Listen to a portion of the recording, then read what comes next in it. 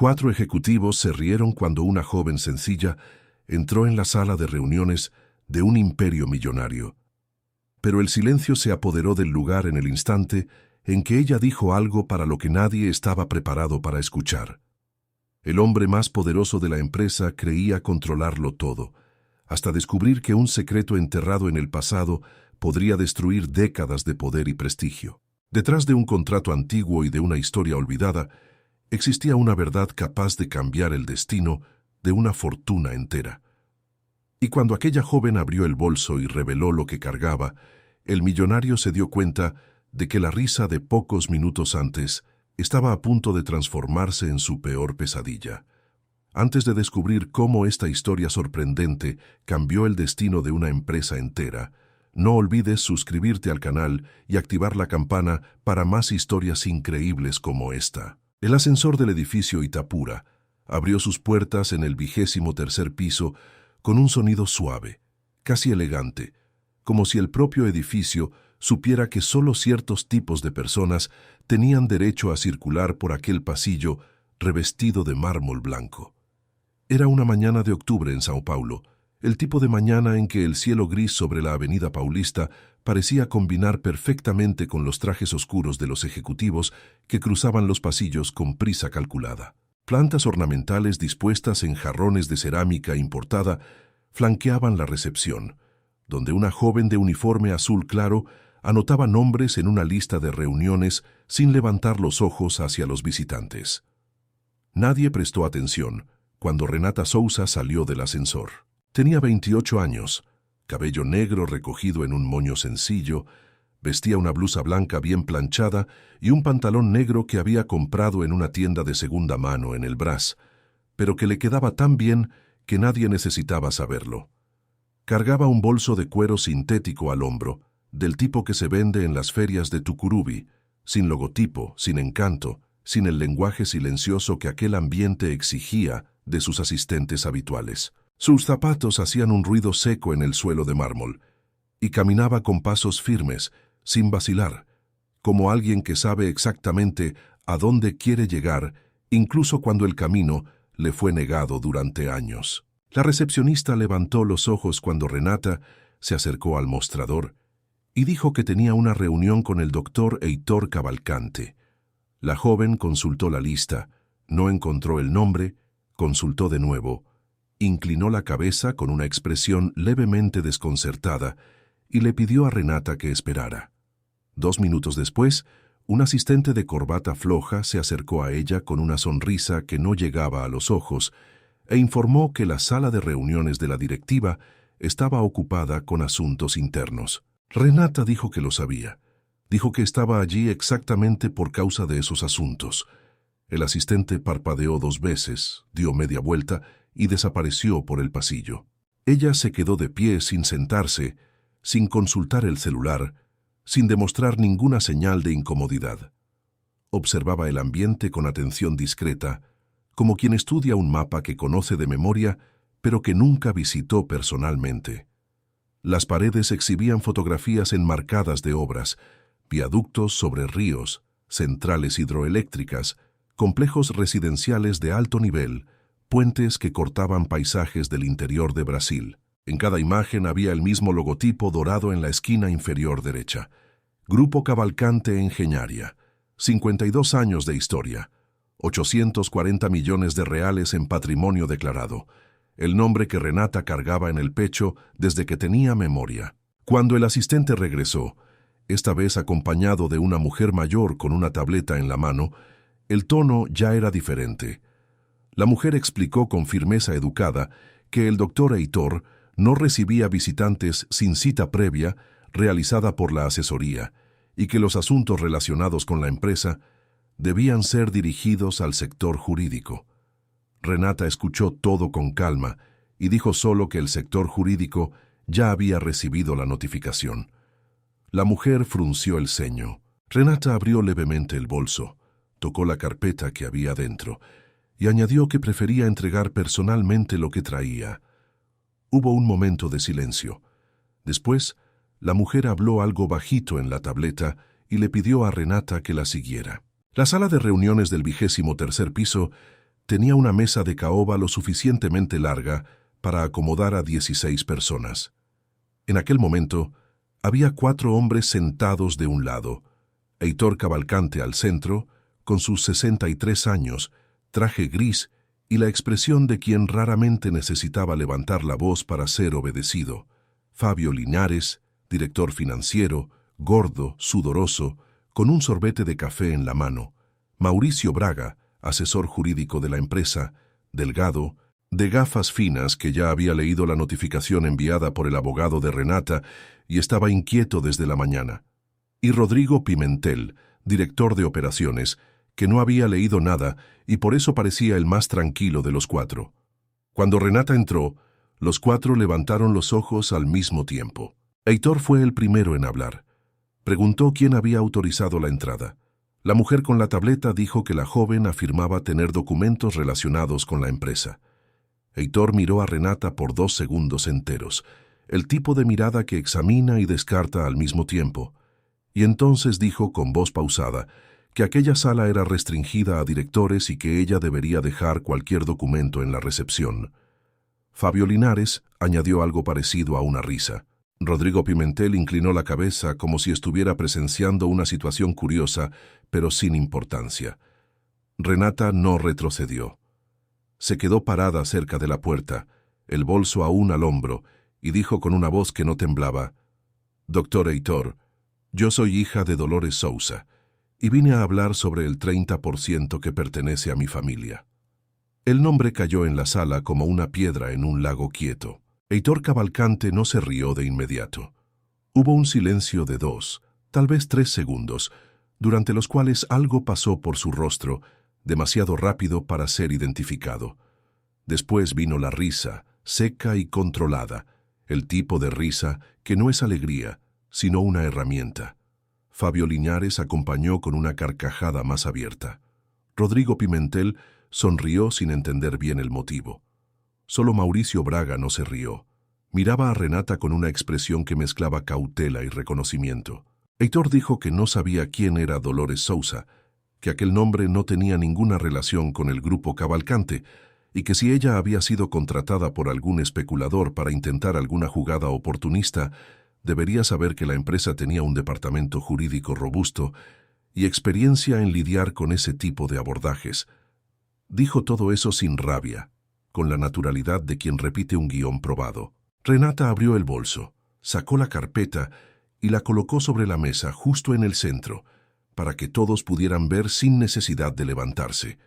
Eran documentos antiguos, papel amarillento, timbres de décadas atrás, sellos de notaría que parecían de otro tiempo. Heitor Cavalcante miró la carpeta como si fuera un objeto sin importancia. Pero Mauricio Braga se había levantado de la silla antes incluso de que Renata terminara el gesto, y sus ojos recorrían las páginas con una velocidad que entregaba todo lo que sentía en aquel momento. Renata dijo aún de pie, aún firme: «Este es el contrato social original de lo que un día se llamó Sousa e Cavalcante Engenharia, con la firma de mi madre, con el 30% registrado en notaría, y con el número del proceso que mi abogado protocoló esta mañana en el Tribunal de Justicia de São Paulo». La risa de Fabio Linares desapareció. Heitor Cavalcante miró a Renata por un largo momento. Después miró a Mauricio Braga. El abogado no dijo nada, pero su expresión lo dijo todo.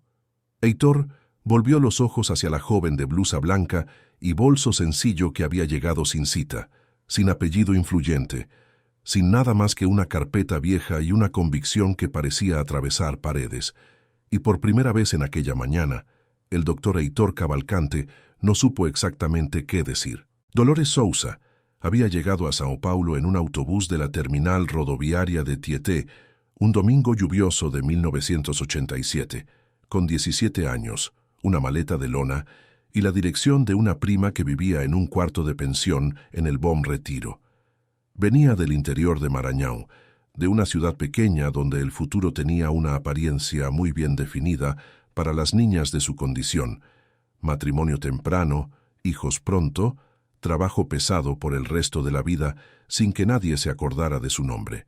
Dolores había decidido a un adolescente que no quería aquel futuro, no por arrogancia, no por ilusión, sino porque tenía dentro de sí algo que no lograba nombrar bien, una forma de ver las cosas, de leer a las personas, de percibir lo que estaba detrás de lo que se decía. Una especie de inteligencia silenciosa con la que las personas a su alrededor no sabían bien qué hacer. En los primeros años en São Paulo, trabajó en todo lo que apareció. Limpió oficinas, sirvió en cafeterías, dobló ropa en tiendas del centro, no se quejaba, no paraba, no esperaba que alguien viniera a facilitarle el camino. Poco a poco fue conociendo la ciudad, aprendiendo cómo funcionaban las empresas por dentro, quién mandaba de verdad en los bastidores, dónde estaba el dinero que no aparecía en los focos. Tenía una memoria excepcional para los nombres, para las conexiones, para ese tipo de detalle que la mayoría de las personas descarta por considerarlo irrelevante. Y tenía por encima de todo una capacidad rara de hacer que las personas confiaran en ella. Fue así como conoció a Ernesto Cavalcante. Él era ingeniero civil, hijo de una familia de clase media del interior de São Paulo, con un talento técnico genuino y una dificultad igualmente genuina para el mundo de los negocios. Había fundado una oficina pequeña de proyectos estructurales en una casa alquilada en el barrio de La Muca, con 2 empleados y una lista de clientes que apenas pagaba el alquiler. Era un hombre honesto, trabajador, bueno en lo que hacía, pero que no sabía cómo convertir la competencia técnica en contratos, cómo presentarse ante las personas adecuadas, cómo entrar en una sala y convencer a alguien de que su trabajo valía lo que pedía. Dolores trabajaba como auxiliar de limpieza en esa misma casa, y fue una tarde de martes, mientras organizaba los papeles que él había dejado esparcidos por la mesa, cuando ella percibió un error grave en el presupuesto de una propuesta que sería entregada al día siguiente. Ella se lo dijo. Él se quedó sin creerlo. Ella explicó con un lenguaje sencillo pero preciso dónde estaba el problema y cómo corregirlo. Ernesto la miró como si la estuviera viendo por primera vez y dijo, en voz baja, que ella entendía más de negocios que la mitad de los ingenieros que conocía. La asociación que nació de allí no fue resultado de romanticismo ni de generosidad. Fue el reconocimiento práctico de 2 talentos complementarios. Él sabía construir, ella sabía negociar. Ernesto propuso formalmente que ella entrara como socia, con el 30% de las cuotas, a cambio de lo que ella ya hacía informalmente. Mapear oportunidades, cultivar relaciones, abrir puertas donde él solo no conseguía ni acercarse.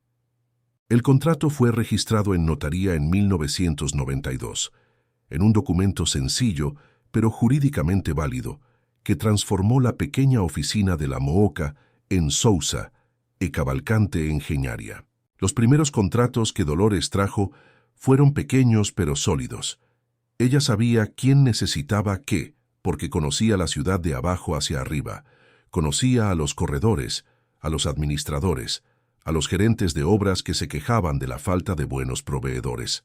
Sabía cómo hablar con cada tipo de persona sin que sintieran que estaban siendo convencidos, porque no estaba convenciendo a nadie. Estaba resolviendo problemas reales con las herramientas adecuadas. En 3 años la empresa duplicó su tamaño. En 5 ya participaba en licitaciones de mediano porte y tenía nombre en el sector. Fue en ese periodo cuando Heitor entró en la historia.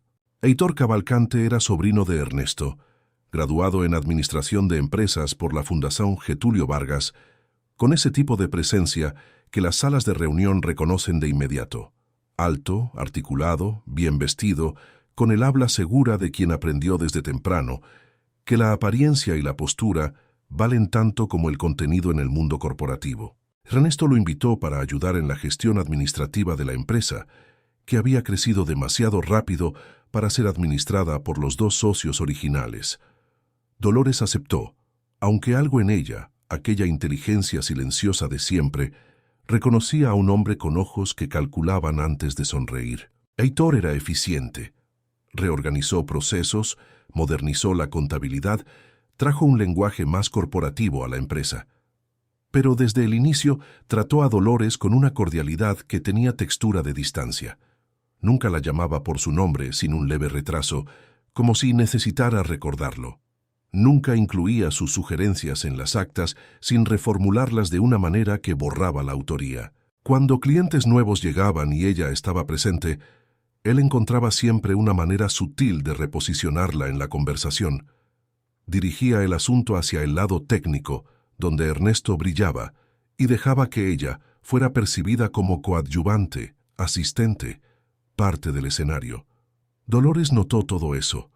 No habló de inmediato porque era estratégica por naturaleza y entendía que ciertas batallas deben ser elegidas con cuidado. Pero lo guardó. El problema fue que Ernesto, absorto en los proyectos y cómodo con la estructura que Heitor había creado, fue cediendo espacio sin darse cuenta. Fueron años de pequeñas concesiones, de decisiones tomadas sin su presencia, de reuniones que él olvidaba avisarle. Cuando el primer gran contrato de infraestructura llegó, un proyecto que valía 15 veces más que cualquier cosa que la empresa hubiera hecho antes, fue Heitor quien presentó la propuesta, quien cerró los términos, quien apareció en las fotografías al lado de Ernesto. Dolores había contribuido con los contactos que hicieron posible aquella oportunidad, pero en las fotos y en los registros, ella simplemente no estaba. Y fue a partir de ahí que el borrado comenzó a ganar velocidad. Renata había escuchado la mayor parte de esta historia en fragmentos, en conversaciones nocturnas, en la cocina pequeña del apartamento donde creció en el Jardín San Luis, cuando su madre, ya cansada y un poco distante, dejaba escapar trozos del pasado como quien deja caer cosas sin darse cuenta. Nunca fue una narrativa lineal, nunca fue un relato completo. Era siempre una frase aquí, un nombre allá, una amargura que aparecía de repente y desaparecía antes de poder ser tocada. A Dolores no le gustaba hablar sobre lo que había perdido. Prefería trabajar, prefería callar, prefería existir en los márgenes de una historia que había ayudado a escribir, pero de la cual había sido borrada. Lo que Renata sabía con certeza era que su madre había firmado documentos sin entender lo que firmaba, que había confiado demasiado en quien no merecía confianza, y que el nombre Dolores Sousa, que debería estar grabado en la historia de aquella empresa, tanto como el nombre Cavalcante, había simplemente dejado de existir en los registros oficiales en un proceso silencioso y deliberado que llevó años completar. Pero lo que Dolores no sabía, porque Ernesto nunca lo había contado mientras ella aún estaba cerca para escuchar, era que él lo había guardado todo. Cada prueba, cada detalle, cada registro de lo que se había hecho y de cómo se había hecho. Y que, antes de partir, lo había puesto todo en manos de quien sabía que un día lo usaría de la manera correcta. El abogado de Renata se llamaba Claudio Meireles y era el tipo de profesional que no aparecía en listas de bufetes famosos ni tenía perfil en revistas de negocios, pero que conocía cada artículo del derecho societario brasileño con la intimidad de quien pasó 15 años desmontando contratos fraudulentos en salas de audiencia sin focos. Era delgado, tenía el cabello empezando a escasear en las sienes, usaba un traje de calidad media y hablaba despacio, con una precisión que las personas generalmente confundían con lentitud hasta que entendían que nunca desperdiciaba una palabra. Renata lo había encontrado 3 años antes, en un proceso sin relación con el grupo Cavalcante, cuando él actuó en un caso de sucesión laboral que involucraba a una costurera del Brás, cuyos derechos habían sido sistemáticamente ignorados por una empresa de mediano porte.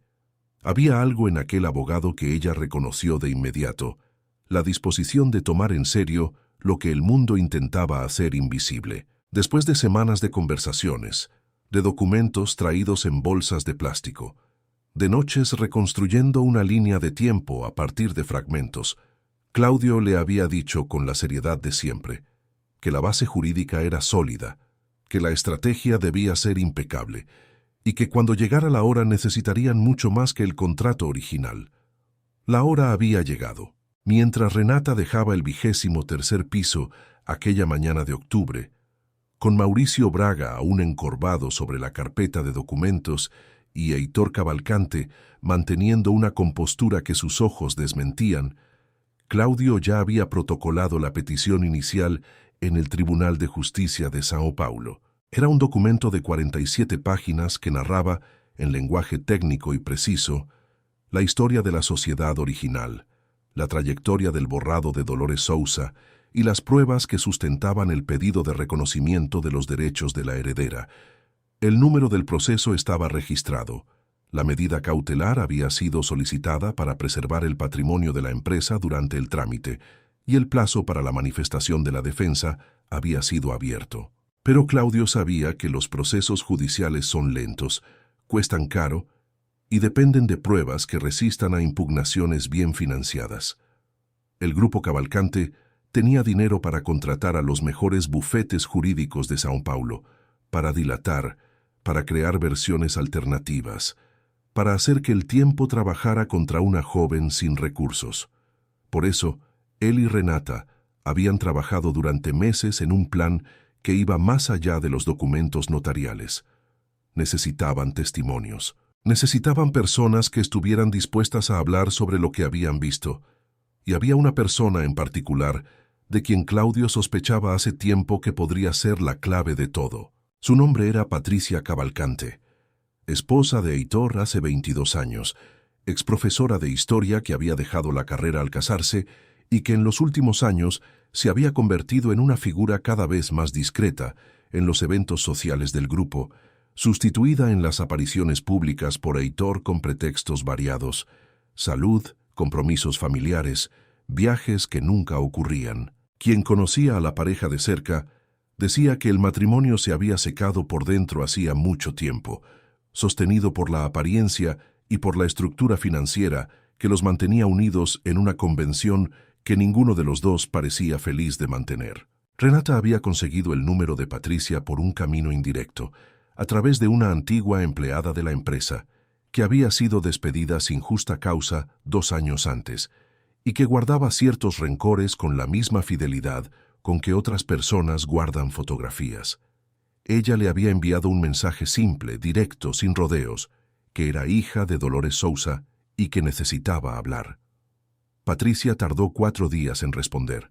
Cuando respondió, dijo solo una dirección y un horario.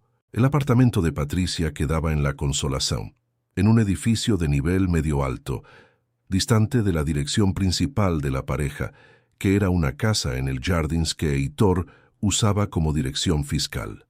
Renata descubrió después que aquel apartamento era el retiro particular de Patricia, el único espacio que era completamente suyo, donde Heitor raramente aparecía y donde ella había construido, a lo largo de los años, una vida paralela hecha de libros, plantas en jarrones y silencios que aprendió a habitar sola. Se encontraron una tarde de miércoles. Patricia abrió la puerta con la expresión de alguien que tomó una decisión difícil y ya pasó la fase de dudar de ella. Tenía 51 años, cabello oscuro con hilos blancos que no ocultaba, y ojos que Renata no logró clasificar de inmediato. Eran ojos de alguien que sabe mucho y que por un tiempo pensó que saber era suficiente para mantenerse en pie. Se sentaron en una sala pequeña, con una estantería de libros hasta el techo y una ventana con vista a una calle arbolada. Patricia sirvió café sin preguntar si Renata quería, con la naturalidad de quien recibe visitas bajo sus propias condiciones. Después, se quedó en silencio por un momento mirando la taza, y entonces dijo que había esperado una conversación así por mucho tiempo, aunque nunca había sabido exactamente en qué forma llegaría. Renata preguntó qué sabía ella sobre Dolores Sousa. Patricia respiró hondo. Dijo que sabía más de lo que Heitor imaginaba, que en las primeras semanas después del matrimonio, cuando aún era tratada como confidente y socia, Heitor había comentado sobre la ex socia con aquella indiferencia específica de quien descarta lo que no considera una amenaza, que años después, en un momento de rabia durante una discusión sobre otros asuntos, había dicho cosas que Patricia guardó no porque quisiera usarlas, sino porque no sabía qué hacer con ellas, y que había grabaciones. Renata se quedó callada. Patricia continuó. Dijo que no había planeado grabar nada, que las grabaciones existían porque en un periodo en que el matrimonio había llegado a un punto crítico, ella había comenzado a registrar conversaciones por instinto de autopreservación, sin saber exactamente de qué necesitaba protegerse, y que en esas grabaciones Había cosas que concernían no solo al matrimonio, sino a la empresa, a decisiones tomadas, a documentos alterados, a nombres mencionados con una familiaridad que revelaba complicidad. Renata preguntó si ella estaría dispuesta a colaborar con el proceso. Patricia levantó los ojos de la taza y la miró directamente. Dijo que había pasado 22 años en un silencio que la había consumido por dentro, que había llegado a un punto en que el costo de continuar callada era más alto que cualquier consecuencia de hablar, y que sí, ella estaba dispuesta. Cuando Renata salió de aquel apartamento aquella tarde, la luz del fin del día cubría la consolación con ese naranja específico que São Paulo exhibe en los momentos más inesperados. Llamó a Claudio aún en la acera y dijo solo, «Tenemos a Patricia». Del otro lado escuchó al abogado respirar hondo antes de decir, con la calma de siempre, que ahora el juego había cambiado de verdad. La noticia del proceso llegó al mercado antes de que la asesoría de comunicación del Grupo Cavalcante tuviera tiempo de preparar cualquier respuesta. Una columna especializada en derecho empresarial publicó una nota corta pero precisa, usando solo la información que constaba en el protocolo público del tribunal, y en 48 horas, el nombre Cavalcante Engenharia estaba circulando en los grupos de WhatsApp de los sectores de construcción civil e infraestructura con la velocidad que solo los rumores corporativos logran alcanzar. Nadie sabía aún la extensión de lo que estaba en juego, pero el mercado leía la incertidumbre con una sensibilidad casi biológica, e incertidumbre bastaba para generar malestar. Heitor Cavalcante convocó una reunión de emergencia con su equipo jurídico al día siguiente de la publicación. Mauricio Braga había pasado la noche revisando los documentos que Renata había dejado en la sala, confirmando lo que había temido desde el momento en que los vio. La autenticidad era inequívoca. El contrato social original estaba registrado en una notaría que aún existía, con número de protocolo verificable, con todas las firmas reconocidas por notario, con fecha anterior a cualquier documento que la empresa hubiera producido posteriormente para reconstituir su historia societaria. Había un problema real, y Mauricio se lo dijo a Heitor con la precisión incómoda de quien prefiere ser portador de malas noticias a ser responsabilizado por haberlas ocultado. Heitor escuchó todo en silencio, después pidió que todos salieran menos Mauricio. Se quedaron los dos solos en la sala por casi una hora. Cuando los otros regresaron, la orientación era clara: impugnar la autenticidad de los documentos por vía técnica, cuestionar la representatividad de la heredera y la cadena sucesoria, y accionar todos los contactos que la empresa mantenía en el ecosistema jurídico paulistano para garantizar que el proceso se tramitara de la manera menos visible posible. Era una estrategia de desgaste, de tiempo, de hacer que la otra parte desangrara recursos hasta desistir. Lo que Heitor no sabía era que del otro lado había alguien que se había preparado exactamente para ese tipo de estrategia. Claudio Meireles se había anticipado a la impugnación de autenticidad y ya había encargado peritajes independientes con 3 meses de antelación. Tenía 2 peritos documentoscópicos cuyos currículos eran impecables y que habían confirmado, en informes separados, que los documentos eran genuinos y que no presentaban indicios de adulteración.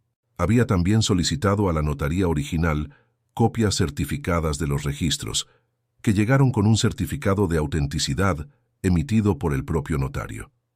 Y había un detalle adicional que transformaba la defensa en algo mucho más complejo que una simple disputa técnica: el testamento de Ernesto Cavalcante. Ernesto había partido 2 años antes, de manera discreta, sin alarde, sin ceremonia pública. Heitor había dirigido los arreglos con la eficiencia de quien está acostumbrado a gestionar problemas logísticos, y la partida del fundador había sido tratada por la empresa como un evento interno, con una nota breve en el sitio institucional y una pequeña ceremonia cerrada para familiares cercanos. Lo que nadie en la empresa sabía, ni siquiera Heitor, era que Ernesto había constituido un segundo testamento particular con autenticación notarial en una notaría del interior de São Paulo, meses antes de su partida, entregado a una abogada del interior que había sido instruida para enviarlo a la heredera de Dolores Sousa cuando ella se manifestara. Aquella abogada había buscado a Claudio cuando el proceso fue protocolado. El testamento no era largo, pero era devastador en su precisión. Ernesto había escrito, de su puño y letra, que la salida de Dolores de la sociedad había ocurrido mediante documentos que ella firmó sin comprensión adecuada de lo que implicaban, que él había cedido a las presiones de Heitor por debilidad y se arrepentía profundamente de ello, y que deseaba que la verdad fuera restituida a la heredera legítima. Había incluido también una relación de documentos internos que había guardado, describiendo sus ubicaciones con precisión, incluyendo un servidor externo que mantenía bajo el control de un antiguo asistente personal, totalmente separado de la infraestructura de la empresa. Claudio aún estaba trabajando para recuperar los documentos del servidor cuando Renata recibió un mensaje inesperado. No era de Patricia, no era del abogado. Era de un número que ella no reconocía, y el mensaje decía solo: «Necesitamos hablar. Soy Antonio Salles. Trabajé como director jurídico del Grupo Cavalcante durante 14 años».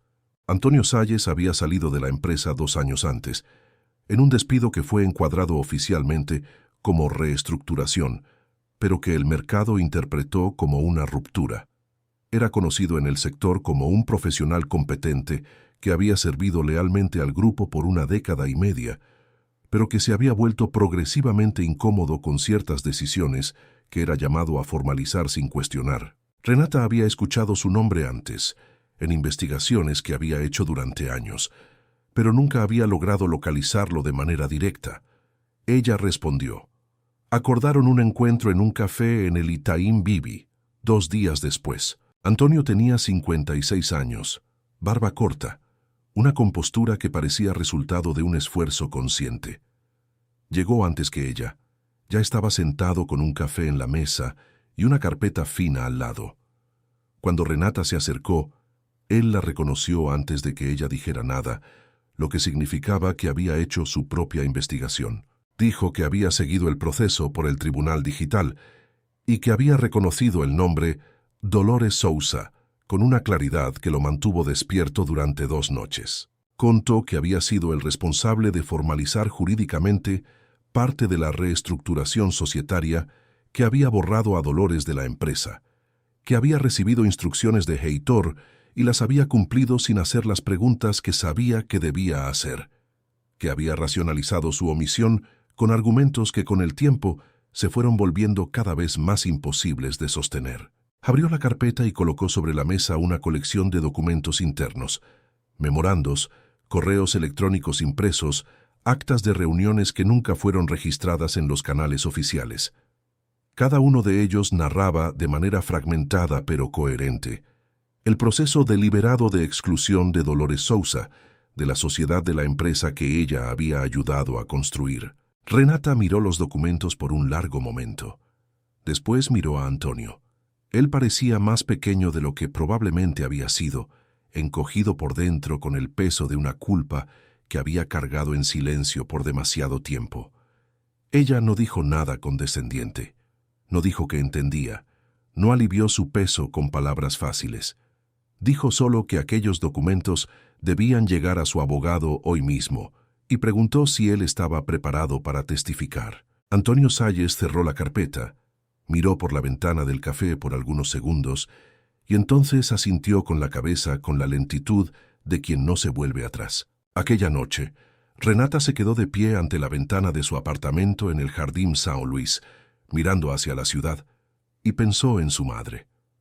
Pensó en cómo Dolores había construido algo enorme sin haber tenido nunca el derecho de decir que aquello era suyo.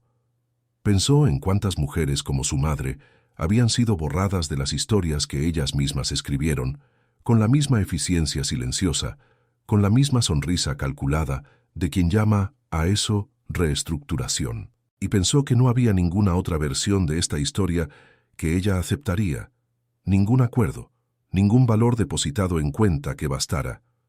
Lo que necesitaba volver era el nombre. El nombre lo era todo. La oficina de Claudio Meireles quedaba en una sala alquilada en el 3er piso de un edificio comercial en la Bela Vista, con vista a un patio interno donde un jacarandá testarudo crecía entre las aceras de concreto con una persistencia que el abogado solía señalar como metáfora sin explicar nunca a quién. La sala era pequeña, con 2 escritorios, una estantería de procesos tras otra y una pizarra blanca en la pared donde dibujaba mapas de conexiones cuando necesitaba pensar en voz alta. Renata había pasado decenas de horas en aquel espacio en los últimos meses y había aprendido que la pizarra blanca era el corazón del proceso, el lugar donde las piezas sueltas ganaban forma y donde el caos empezaba a volverse estrategia. Aquella tarde, la pizarra estaba completamente cubierta. Claudio explicó la situación con la misma voz pausada de siempre, pero con una intensidad diferente en los gestos, como si el peso de lo que había encontrado en el servidor de Ernesto necesitara más espacio del que las palabras podían dar. El servidor externo, accedido con la colaboración del antiguo asistente personal de Ernesto, había revelado una carpeta con más de 200 archivos digitalizados, contratos internos, correos electrónicos, transcripciones de reuniones y, lo más importante, un documento que ninguno de ellos había esperado encontrar en aquel formato. Era una declaración detallada, escrita por Ernesto Cavalcante a lo largo de varios meses, que narraba con precisión quirúrgica cada etapa del proceso por el cual Dolores había sido retirada de la sociedad. El documento no era solo un relato personal, era una confesión técnica, con fechas, valores, nombres de documentos, números de protocolo y descripciones de las circunstancias en que cada papel había sido presentado a Dolores para su firma. Ernesto describía cómo Heitor había utilizado la confianza de ella, su dificultad con el lenguaje jurídico complejo y su creencia genuina de que los documentos eran procedimientos de rutina para ejecutar lo que había planeado a lo largo de 2 años. Describía también su propia cobardía, cómo lo había dejado pasar, cómo se había dicho a sí mismo que sería temporal, cómo había pospuesto la corrección hasta que posponer se convirtió en la elección permanente. Claudio dijo que aquel documento, combinado con el testamento formal, con los archivos de Antonio Salles y con las grabaciones de Patricia, formaba una estructura probatoria que rara vez había visto reunida en un único proceso.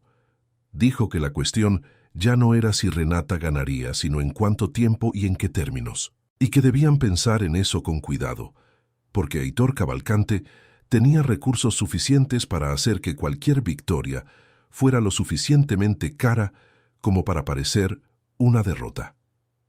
Renata escuchó todo y se quedó en silencio por un momento. Después preguntó sobre las grabaciones de Patricia. Claudio abrió una carpeta diferente. Dijo que había escuchado los audios que Patricia había entregado la semana anterior, que eran cerca de 4 horas de conversaciones grabadas en diferentes ocasiones a lo largo de 3 años. La mayor parte era doméstica, discusiones sobre finanzas de la pareja, planes, desacuerdos de rutina. Pero había fragmentos específicos en los cuales Heitor, en momentos de descuido o de rabia, comentaba sobre la empresa de maneras que confirmaban lo que la documentación escrita ya indicaba. Había una grabación en particular, hecha una noche en que Heitor había llegado a casa irritado con un exempleado que había comentado sobre la historia de la empresa, en la cual decía, con una claridad que el micrófono había capturado sin piedad, que aquella mujer había firmado los papeles porque era ingenua y que nadie iría tras nada porque ella no tenía dinero para un proceso. Claudio dijo que aquel fragmento específico sería devastador en una audiencia. Lo que vino a continuación fue inesperado incluso para quien estaba preparado para sorpresas. 3 días después de aquella reunión, Mauricio Braga se puso en contacto con Claudio por iniciativa propia. No en nombre de Heitor, no como representante del grupo. Se puso en contacto personalmente, pidiendo un encuentro reservado sin que su cliente lo supiera. Claudio consultó a Renata antes de aceptar y ella dijo que sí, que quería estar presente. Los 3 se encontraron en una oficina de coworking en el Brooklyn un jueves por la mañana. Mauricio llegó con la apariencia de alguien que no había dormido bien en algunos días. Se quitó las gafas, limpió los cristales, se las volvió a poner y dijo que había pasado la última semana revisando cuidadosamente todos los documentos del proceso y que había llegado a una conclusión que lo obligaba a ser honesto, incluso si eso iba en contra de los intereses del cliente que representaba formalmente. Dijo que los documentos que Renata había presentado eran auténticos, que las pruebas reunidas por su abogado eran sustanciales y que, como profesional, no estaba en condiciones de construir una defensa que sabía falsa sobre una base que sabía fraudulenta. Dijo que le estaba comunicando a Heitor que necesitaba terminar la representación y que estaba allí para informar lo que sabía sobre la estrategia que había sido discutida, incluyendo el plan de impugnación técnica para que la parte contraria pudiera prepararse adecuadamente. Claudio se quedó inmóvil por algunos segundos. Después agradeció con una brevedad que decía mucho. Renata miró a Mauricio y dijo que no esperaba aquello. Mauricio dijo que ni él mismo lo había esperado, que había entrado en aquella empresa joven y lleno de certezas y que a lo largo de los años había ido depositando las certezas en un lugar de donde no las recuperaba más, y que había llegado a un punto en que necesitaba elegir lo que quería encontrar cuando se mirara al espejo. Después de que Mauricio se fuera, Renata y Claudio se quedaron por un momento en el silencio del coworking vacío. Claudio dijo que aquello cambiaba el cronograma. Sin un abogado de defensa experimentado y con el compromiso de Patricia, de Antonio Salles, y ahora con la retirada de Mauricio del caso, el proceso había perdido su principal obstáculo estratégico. La audiencia principal sería programada pronto, y esta vez Heitor Cavalcante no tendría de su lado las capas de protección que había construido a lo largo de décadas. Renata pensó en lo que estaba por venir. Pensó que hacía años que la verdad estaba sepultada bajo papeles, bajo silencios, bajo la convicción de que ciertos tipos de personas no tenían el derecho de reclamar lo que les pertenecía. Y pensó que lo que sentía en aquel momento no era exactamente triunfo, era algo más antiguo y más serio, una especie de urgencia que venía de un lugar profundo, de la memoria de una mujer que había construido un imperio con sus propias manos y partido sin escuchar nunca su propio nombre ser dicho con el respeto que merecía. Aquello estaba a punto de cambiar.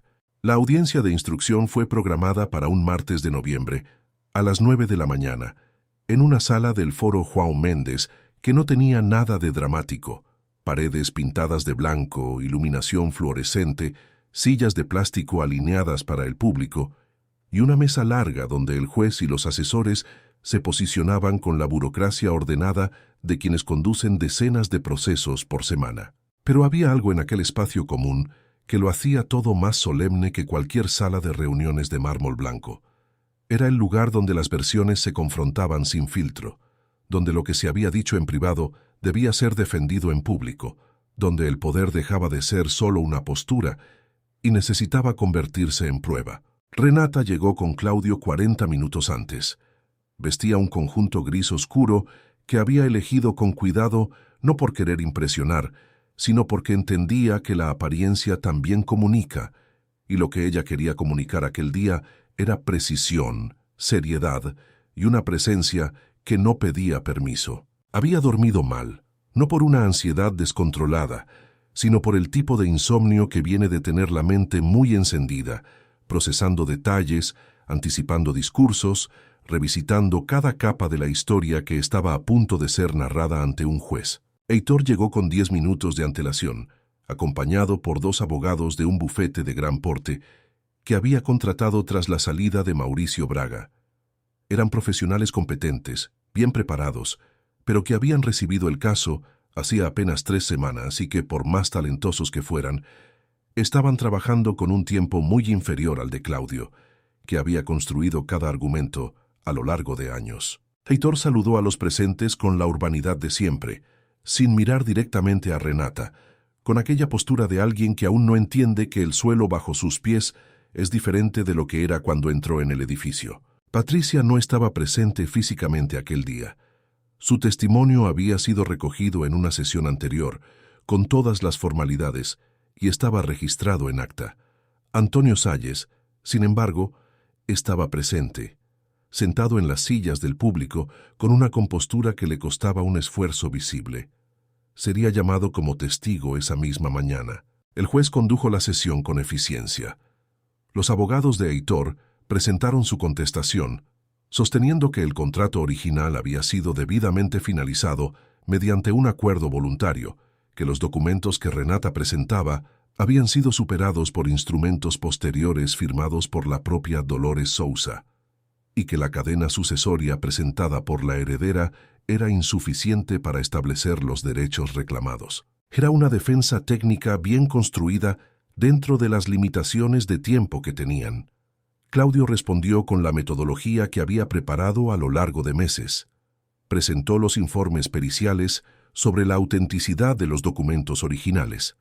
Presentó la declaración detallada de Ernesto, debidamente autenticada, en la cual el propio fundador narraba el proceso por el cual los documentos posteriores habían sido producidos y de qué forma Dolores había sido inducida a firmarlos. Presentó el certificado del testamento formal, que reiteraba la posición del fundador sobre la irregularidad de la retirada de la socia, y entonces presentó los fragmentos seleccionados de las grabaciones de Patricia Cavalcante, autenticadas por peritaje de voz, en los cuales Heitor comentaba con sus propias palabras sobre la transacción que había sido realizada. El silencio que se instaló en la sala durante la reproducción de uno de los fragmentos era del tipo que no ocurre por ausencia de sonido, sino por una presencia muy específica, la de una verdad que encuentra el espacio adecuado para existir. Cuando Antonio Salles fue llamado a testificar, habló con la voz firme de alguien que había ensayado lo que diría no para impresionar, sino para garantizar que no flaquearía en el momento adecuado.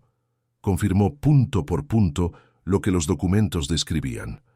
Confirmó que había recibido instrucciones para formalizar la retirada de la socia de manera que pareciera voluntaria. Confirmó que los documentos firmados por Dolores le habían sido presentados en circunstancias que no permitían la comprensión adecuada del contenido. Y confirmó que había guardado los documentos que entregó a Renata, porque una parte de sí sabía, desde el principio, que lo que había hecho estaba mal.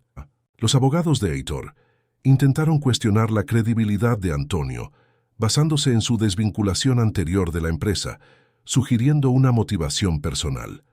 Claudio se había anticipado a eso y presentó una carta de recomendación del propio Heitor, escrita 2 meses después de la desvinculación de Antonio, en la cual lo elogiaba efusivamente y agradecía por los años de dedicación, lo que hacía inverosímil la narrativa de resentimiento personal. Heitor escuchó todo desde su silla sin demostrar nada externamente, pero Renata lo observaba con atención y veía en los pequeños movimientos, en la mandíbula levemente contraída, en el modo en que el lápiz entre sus dedos giraba cada vez más rápido, que el hombre que se había reído de ella 6 semanas atrás ya no estaba en terreno familiar.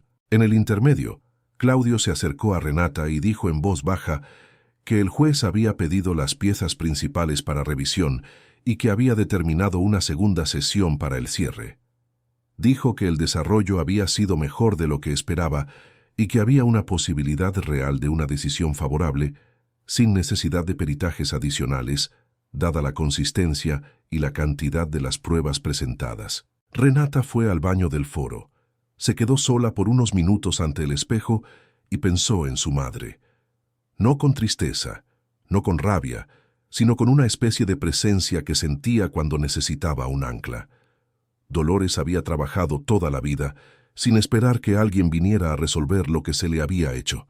Había seguido adelante con aquella dignidad silenciosa que a veces se confunde con resignación, pero que de cerca se parecía más a la terquedad de las plantas que crecen en el concreto, sin anuncio, sin aplauso, simplemente creciendo.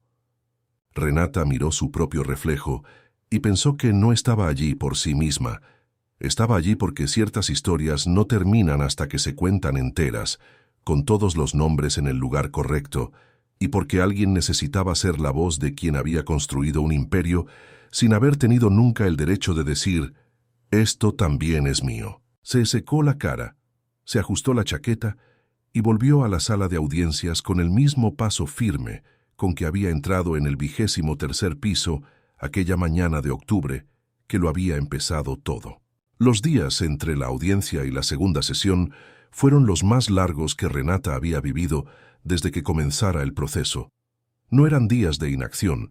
Había documentos adicionales para revisar, un peritaje complementario sobre las grabaciones que el juez había solicitado de oficio, y reuniones con Claudio que empezaban a las 8 de la mañana y a veces no terminaban antes del anochecer. Pero había también espacios entre las tareas, momentos en que se quedaba parada con el café enfriándose en la mesa y el pensamiento deslizándose hacia lugares donde la lógica jurídica no llegaba.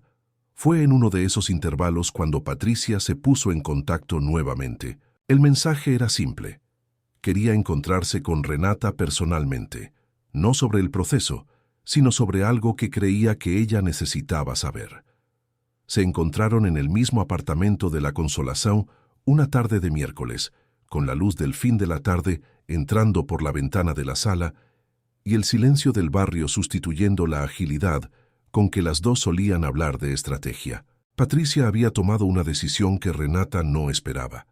Había contratado un abogado propio y estaba formalizando una separación. Dijo que la decisión no había sido tomada por causa del proceso, que había madurado a lo largo de muchos años y que el proceso había sido solo el último elemento que hacía imposible ignorar lo que ya sabía.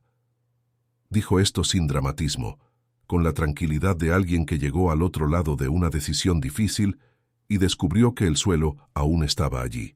Pero lo que quería contarle a Renata era otra cosa. Dijo que en los últimos días había revisitado algunos de los momentos de los cuales había guardado memoria sin haberlos organizado nunca bien, y que se había acordado de una conversación que había tenido con Ernesto Cavalcante cerca de 4 años atrás, antes de que él enfermara. No tenían una cercanía habitual. Eran parientes por afinidad, parientes lejanos, el tipo de relación que existe en los límites de una familia extensa sin intimidad real. Pero en aquella ocasión específica, en un evento familiar donde Heitor se había ido más temprano y Patricia se había quedado por accidente en un rincón del jardín donde Ernesto también estaba solo, habían intercambiado pocas palabras. Ernesto le había preguntado con delicadeza, pero directamente, si ella era feliz. Patricia había dicho que sí, por reflejo. Él se había quedado callado por un momento y después había dicho, sin que ella entendiera completamente en ese momento, que esperaba que ella supiera que lo que se había hecho con Dolores no había sido con el consentimiento de su conciencia, que él lo había permitido, que había flaqueado y que cargaba con ello. Patricia lo había interpretado como el discurso de un hombre envejeciendo, arrepentido de algo vago. Solo ahora, con todo lo que había sucedido, entendía lo que él había intentado decir. Dijo que le contaba esto a Renata, no como prueba adicional, sino como testimonio humano, para que ella supiera que el hombre que había fundado la empresa al lado de Dolores no había partido en paz con lo que había permitido, y que, de alguna forma extraña, había intentado corregir lo que podía antes de irse. Renata se quedó callada por un tiempo después de escuchar aquello. Después dijo que lo sabía. Dijo que había leído la declaración de Ernesto tantas veces que sabía de memoria algunos párrafos, y que había momentos en que sentía rabia hacia él por la debilidad, por la omisión durante tantos años, y momentos en que entendía que las personas que fallan a otras personas no siempre son monstruos, a veces son solo cobardes, y la cobardía es más común que la maldad, y por eso más difícil de condenar sin condenar a casi todo el mundo. Patricia dijo que creía que Renata había madurado más que la mayoría de las personas que conocía. Renata dijo que no sabía si era madurez o simplemente agotamiento. Las dos se rieron, y la risa tenía esa textura específica del alivio compartido entre personas que pasaron por algo pesado juntas sin haberse encontrado antes. Cuando Renata volvió a casa aquella noche, había un mensaje de Claudio, informando que el juez había concluido el análisis de los informes periciales de las grabaciones y que el resultado había confirmado la autenticidad y la integridad de los audios. No había evidencia de edición, corte o manipulación. Las grabaciones eran consideradas válidas como prueba. Renata respondió con un mensaje corto. Después se quedó mirando al techo por un momento, pensando. Lo que estaba a punto de suceder no era solo la victoria de un proceso judicial, Era el fin de una narrativa que había durado décadas, la narrativa de que ciertas personas no existen en los lugares donde deberían existir porque no tienen el perfil que esos lugares esperan. Era el fin de la versión en que Dolores Sousa era una nota al pie en una historia que ella había ayudado a escribir en la parte superior de la página. Y había también algo que Renata no le había dicho a nadie, ni a Claudio ni a Patricia. Había encontrado entre los documentos del servidor de Ernesto una fotografía digitalizada. Era una imagen en blanco y negro, granulada, claramente tomada con una cámara sencilla de los años 90. Mostraba a dos adultos frente a la casa de la Muca, ante un cartel de madera donde se leía «Sousa e Cavalcante Engenharia». El hombre era Ernesto, más joven, sonriendo. La mujer al lado de él, con un vestido de manga larga y el cabello suelto, era Dolores. Renata había mirado aquella fotografía por mucho tiempo. Había visto a su madre joven, con una sonrisa que ella raramente había visto en vida, el tipo de sonrisa que no pide permiso, que existe porque la persona está exactamente donde quiere estar. Y había pensado que había un mundo paralelo en el que Dolores había seguido siendo aquella mujer de la fotografía, en el que su nombre había permanecido en el cartel, en el que la hija crecía sabiendo desde siempre de dónde venía y de qué era capaz. Aquel mundo no había existido, pero el nombre de Dolores Sousa estaba a punto de volver a donde siempre había pertenecido, y eso era lo más cercano a la justicia que el presente lograba ofrecer al pasado. La segunda y última sesión de instrucción ocurrió una tarde de diciembre, cuando São Paulo ya exhibía en los escaparates las decoraciones navideñas que parecen incongruentes con el calor húmedo que la ciudad acumula en esa época del año. Renata llegó nuevamente antes del horario, nuevamente con Claudio al lado. Esta vez había más gente en el público. Periodistas especializados en derecho empresarial, algunos rostros que ella reconocía del sector de la construcción civil, y una mujer de cabello canoso sentada en la esquina que Claudio identificó discretamente como una directora de un fondo de inversiones que había puesto dinero en el grupo Cavalcante recientemente y que probablemente estaba allí para evaluar el tamaño del problema que había comprado. Heitor llegó con sus abogados y con la expresión de alguien que había sido informado sobre el estado de las cosas, con precisión suficiente para no tener más ilusiones, pero que mantenía la postura por disciplina o por orgullo. Fabio Liñares estaba presente también, más delgado que en las últimas semanas, con la apariencia de quien no había dormido bien en algún tiempo. Rodrigo Pimentel no apareció. El juez condujo la apertura con brevedad. Había revisado todos los documentos, todos los informes, todos los testimonios registrados. Informó que el proceso estaba en fase de cierre y que, antes de la deliberación final, concedería la palabra para los argumentos finales de ambas partes. Los abogados de Heitor hicieron lo que pudieron con lo que tenían. Reiteraron los argumentos técnicos sobre la sucesión. Cuestionaron marginalmente la metodología de los informes periciales e intentaron construir una narrativa de que la empresa había pasado por transformaciones legítimas a lo largo de las décadas y que el pedido de reconstitución societaria retroactiva crearía un precedente problemático para el mercado. Era competente, pero era defensivo, y el juez escuchó con la expresión de quien ya tomó una decisión, pero está cumpliendo el protocolo.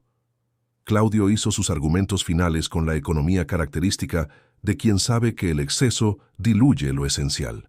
Presentó la línea de tiempo en forma resumida. La fundación de la empresa en 1992, la contribución documentada de Dolores Sousa, la retirada mediante proceso fraudulento, el crecimiento de la empresa durante los años en que ella no tuvo reconocimiento, y el conjunto de evidencias que demostraban no solo que la irregularidad había ocurrido, sino que había sido planeada y ejecutada de manera deliberada. Dijo que el pedido no era de caridad, no era de resarcimiento emocional, era de restitución jurídica de lo que había sido retirado de manera indebida. Entonces, en una decisión que había discutido con Renata en los días anteriores y que ella había aprobado con firmeza, Claudio pidió que Renata hiciera una declaración personal ante el juzgado. Ella caminó hasta la posición designada con los papeles en las manos, pero no los miró. Había escrito lo que quería decir y lo había memorizado, no como quien decora un texto, sino como quien carga una historia por tiempo suficiente para que se convierta en parte de su propia respiración. Dijo que entendía que los procesos judiciales hablan de cuotas, porcentajes, patrimonio, documentos, y que todo aquello era necesario y legítimo, pero dijo también que había algo que los números no traducían completamente: la historia de una mujer que había llegado a Sao Paulo sin nada, que había aprendido el lenguaje de un mundo que no la esperaba, que había abierto puertas con inteligencia y trabajo duro, y que había contribuido de manera decisiva a la construcción de algo que creció hasta valer cientos de millones de reales. Y que en el momento en que ese algo comenzó a valer mucho, el nombre de esa mujer había sido deliberadamente retirado de la historia. Dijo que no estaba pidiendo al tribunal que reescribiera el pasado. Eso no era posible. Estaba pidiendo que el presente registrara la verdad con el mismo cuidado con que el pasado había sido borrado, que el nombre Dolores Sousa volviera al lugar de donde nunca debió salir, entre los fundadores de aquella empresa, con el reconocimiento que le pertenecía por derecho y por mérito. Cuando terminó, había un silencio en la sala que parecía ocupar más espacio del habitual. El juez anotó algo, miró a los presentes por un momento y entonces anunció que el proceso estaba cerrado para deliberación y que la sentencia sería dictada en el plazo de 15 días. Lo que sucedió en los 15 días siguientes fue una especie de suspensión. La ciudad continuaba, el calor continuaba, las decoraciones de Navidad continuaban y Renata continuaba trabajando, conversando con Claudio, respondiendo mensajes, viviendo.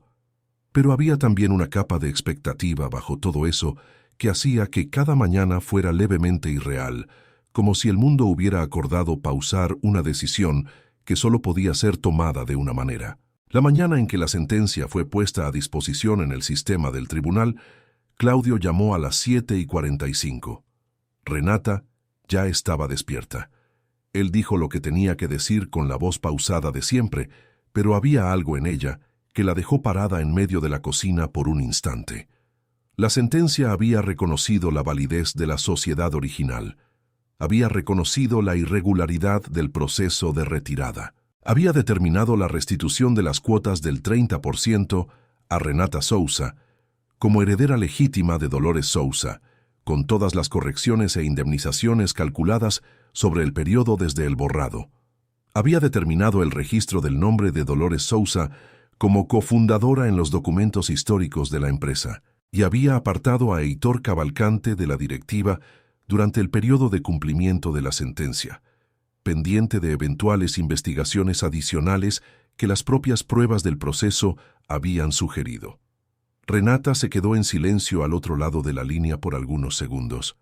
Claudio preguntó si estaba bien. Ella dijo que sí.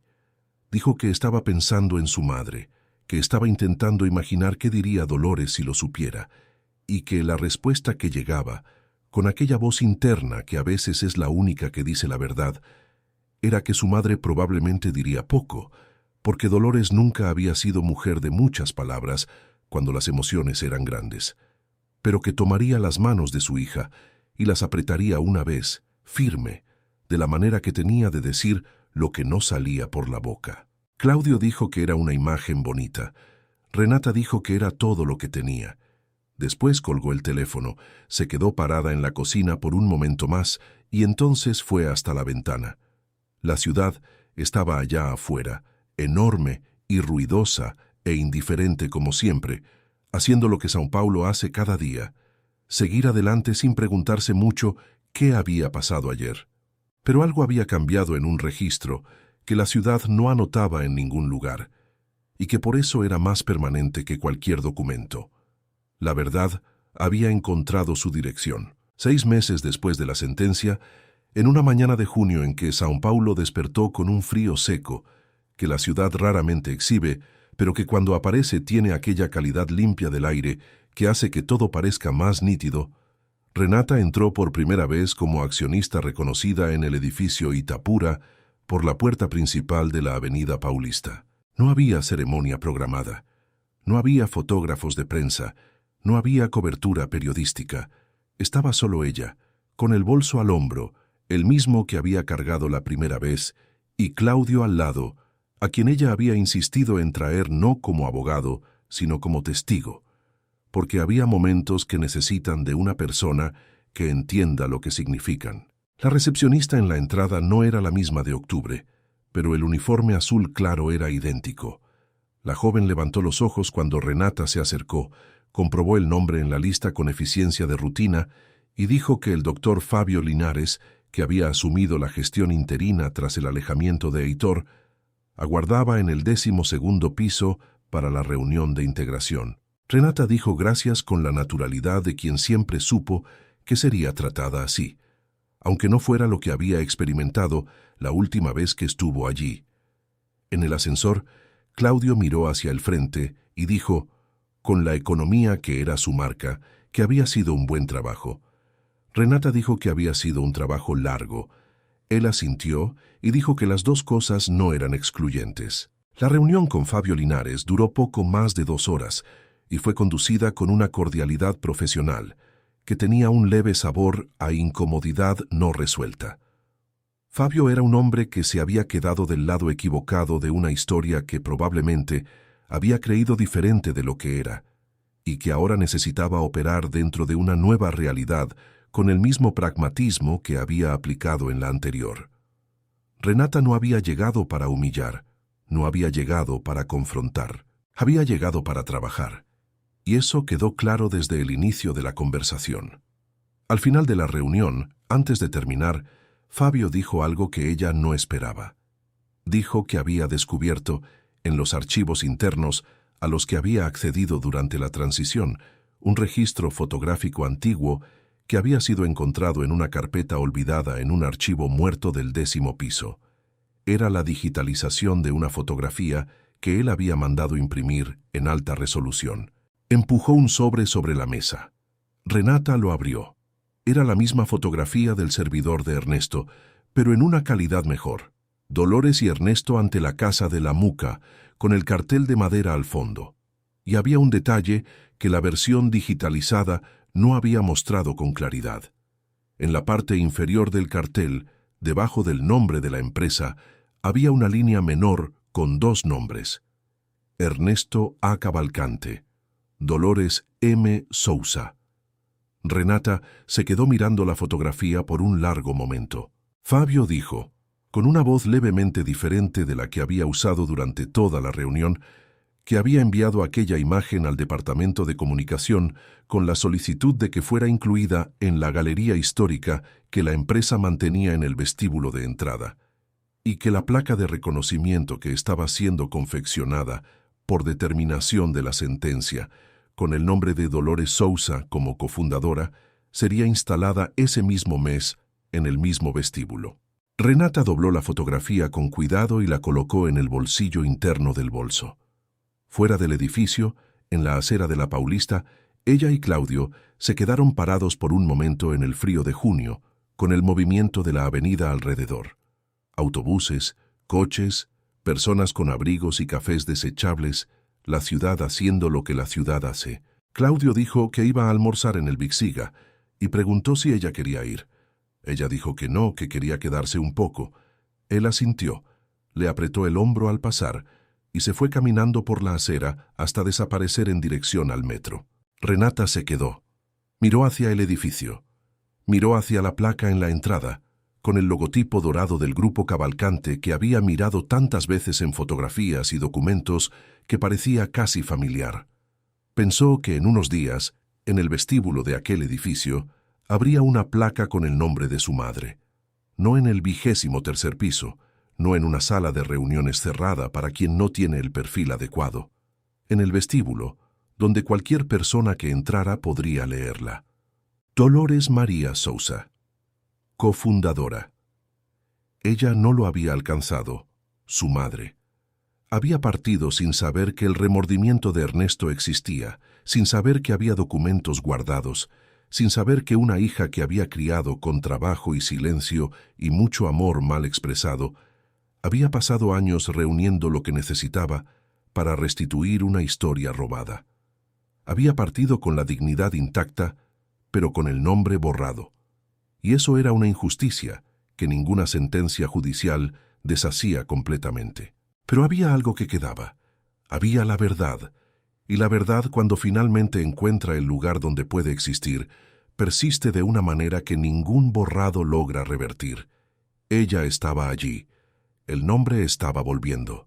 Y la historia que había sido contada por la mitad durante décadas estaba siendo completada, no de la manera perfecta que el pasado merecía, sino de la única manera que el presente podía ofrecer. Con honestidad, con registro, con el reconocimiento de que ciertas personas existieron e importaron y construyeron cosas que duraron, incluso cuando alguien intentó hacer que el mundo olvidara que estuvieron aquí. Renata respiró hondo, se colocó el bolso con más firmeza al hombro y comenzó a caminar por la Paulista en dirección al metro. El frío de junio cortaba levemente y la ciudad continuaba alrededor, enorme e indiferente y absolutamente viva. Y si has llegado hasta aquí, querido oyente, sabes que esta historia no es solo de Renata y Dolores. Es de todas las historias que se quedaron por la mitad, de todos los nombres que deberían estar escritos donde no están, de toda la valentía que aparece silenciosa, sin anuncio, cargando una carpeta vieja en un mundo que preferiría no mirar. Si esta narrativa tocó algo en ti, no dejes que termine aquí sola. Comparte, comenta lo que sentiste, cuéntaselo a alguien, suscríbete al canal y activa la campana, porque cada semana traemos historias como esta. Historias de personas que se niegan a ser borradas y que encuentran de una manera u otra el camino de vuelta hacia su propio nombre. Nos vemos en la próxima historia. Fin de la historia.